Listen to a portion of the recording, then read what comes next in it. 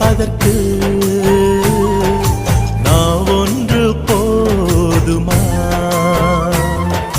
பலியாய் உமக்கர்ப்பணிப்பதற்கு ஆடொன்று போதுமா? கர்த்தரை இன்னும் எப்படி புகழ்வே? கைமாறாய் என் செலுத்திடுவே. கர்த்தரை இன்னும் எப்படி புகழ்வே? கைமாறாய் என் செலுத்திடுவே. காருண்யனை கடன் தீர்க்க வருவேன், என்ன காணிக்கையை பதிலாக தருவேன். காருண்யனை கடன் தீர்க்க வருவேன், என்ன காணிக்கையை பதிலாக